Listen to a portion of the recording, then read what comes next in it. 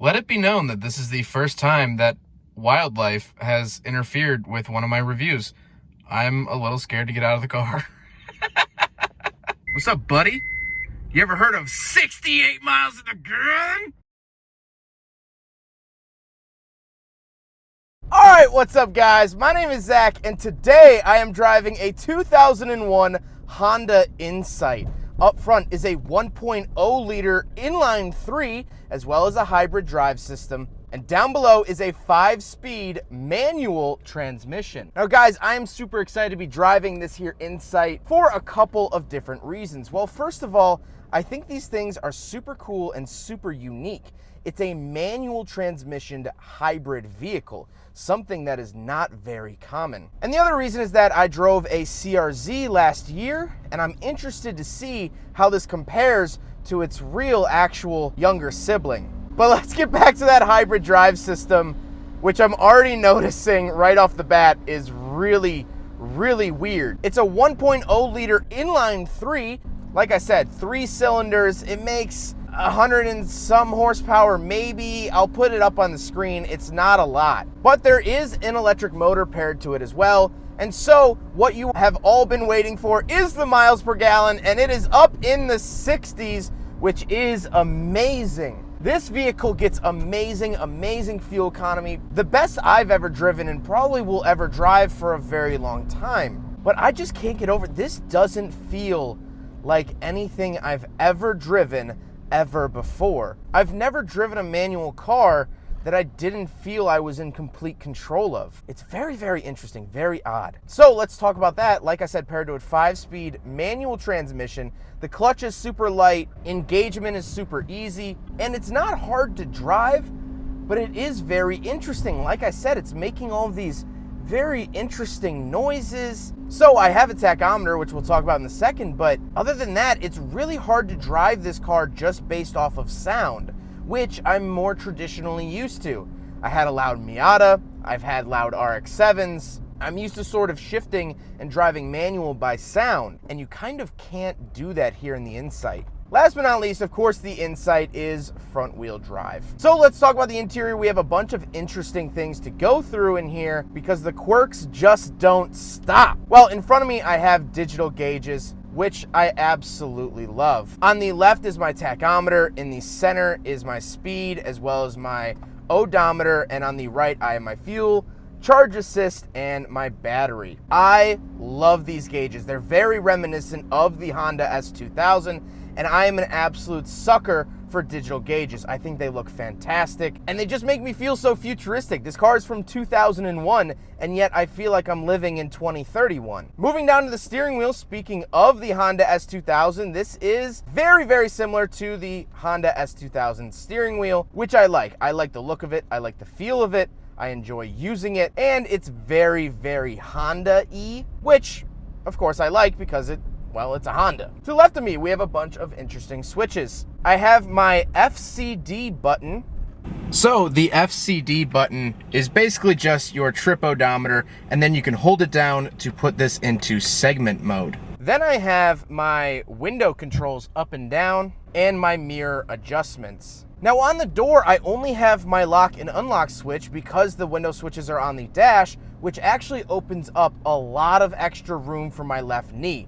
This is a tiny car and I'm a big man, and normally those two things don't really work well together. However, because of the lack of window switches off to the left, my knee actually has plenty of room. Moving into the center, I do have 2 climate control vents, my actual climate controls themselves. It does have auto, which is very, very nice, especially for 2001. I have my temperature off to the right and my hazard switch, recirculating, things like that, but nothing too special about it. And a pretty typical Honda radio. I do have a cassette player, CD. I could fix my bass and treble and things like that, but very, very basic, and that's fine. I do get a 12-volt outlet down below, which I quite like, and I do get 2 cup holders, so we'll do the big friggin' bottle test. And of course, the Insight fails. This car is all about lightness, and that doesn't really accommodate for my big friggin' bottle. But Before we get on with the rest of the video, I want to say thank you to the people who made this video possible. First up, cashforcars.com wants to buy your car. They will buy your car with a clean title, salvage title, running, non-running, whatever it may be. You can get your free quote by clicking the link in the description below. Cashforcars.com is the easiest way to sell your car. Within a couple of clicks, they'll come pick up your car in less than 24 hours. You don't even have to leave the couch, and it's absolutely awesome. Next up, we have con plates. The con plate is a suction cup mount for your license plate when you don't want to mount it to the front of your car. If you have to legally have a front license plate like you do here in Illinois, but you don't want to stick it on the front of your car, you think it's ugly, you want to take it off for car shows, whatever it may be, you can actually just put your license plate into the suction cup holder and put it in your front windshield when driving around to remain legal.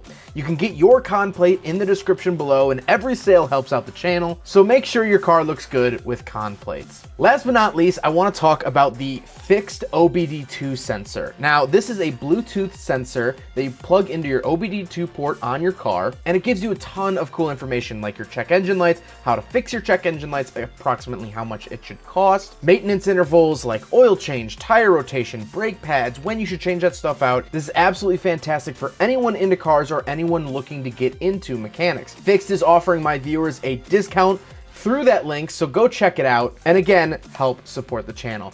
But with all of that out of the way, let's get on with the review. Now we'll take a look at the shifter. The shifter looks like it's straight out of a 96 Honda Civic, which means it feels great, but doesn't look expensive. And who cares? It feels great, and that's all that really matters. You're gonna look at your shifter maybe once when you get in the vehicle, and that's about it. It's not something you keep your eye on, so it doesn't have to look that nice. I love the feeling of it. Like I said, really easy to shift with the transmission and everything like that, so no complaints there. Then at the bottom of the center console, I just have the handbrake, and that is it. The seats are decently comfortable. They are pretty base model. Now, everything in this car is pretty light, pretty base model, pretty plasticky, and that's sort of the name of the game with this vehicle, and that carries on with the seats. However, I fit in them fine. I'm enjoying them. They're comfortable enough, you know, for a vehicle like this. Do they massage me? Well, not quite, but that's okay in my book. Now, we don't have back seats, but we will take a look at the hatch because this car also has a very interesting modification that is not factory that we'll take a look at back there. All right, so we're on the back of the Honda Insight. Little button here for the rear hatch, and that's my jacket, but there is actually a lot of room in here, which is really, really nice. Now, obviously, like batteries and all that stuff is under here, and like I said, there's something very special about this one particular Insight. Now, I want a big disclaimer across the screen that this is just for this one single Insight. This is an aftermarket modification, and not all Insights are this way. But if you pull this up, there is a rather rudimentary plug-in system, so you can actually plug in and charge this here Insight, which I just wanted to point out because I think it's interesting that you can actually do that. You can convert this vehicle. This vehicle has been converted to a plug-in hybrid as opposed to just a regular hybrid. I find that super, super interesting, and that's all done through this, and then there's a little switch underneath here for that as well. But getting back to just the regular Insight space, great back space here. I really, really love it. No back seats were ever optioned for this generation of Insight, which is great because there's no real room for back seats, but really the hatch is very, very large and very, very useful. Now we gotta talk about the exterior of the Honda Insight. Well, I think it's super, super unique. Very, very recognizable as the Honda Insight. It has that rear wheel covering that has become so notorious with this kind of car. It looks very slipstreamed, it looks very futuristic, and overall, I really like the look of it. I don't think it's particularly handsome, but I like the look of it because it is weird, because it's odd, because it's out of the ordinary. That's what I like about the look of the Insight. And so now we gotta talk about the Insight as a whole. Well, let's talk about the negatives.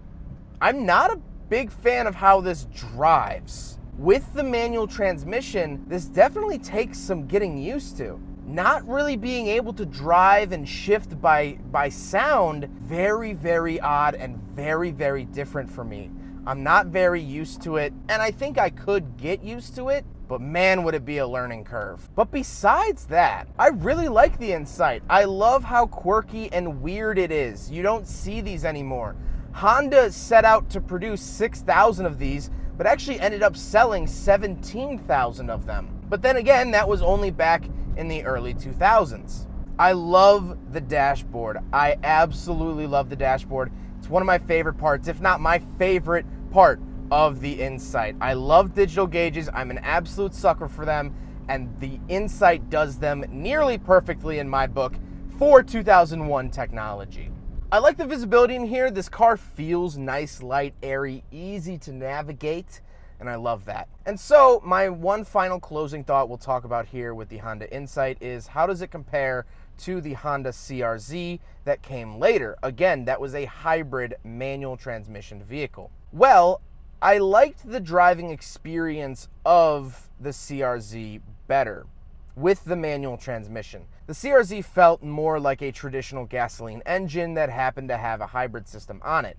This doesn't feel like a traditional manual transmission vehicle. But I like the quirkiness of this, I like the oddity, I like the rarity, and so it's a real toss-up. I don't know which one I would actually take. I guess if I had to drive one every day, I'd drive the CR-Z. But if I wanted something to keep, to hold on to show off, I'd have the first gen Insight. I really would, because this is just so fun and funky. I love it. It's great. Well, I hope you guys enjoyed the video. Huge thank you to Mar for letting me take out his first gen Honda Insight. He's absolutely awesome. I reviewed his 626, I reviewed his F250, and now his Honda Insight, and hopefully his actual Mazda MX-6 up next. So he's been a huge supporter of the channel. He's absolutely awesome. But I hope you guys enjoyed the video. Don't forget to rate the video, comment on the video, and subscribe if you really liked it. Take care, guys.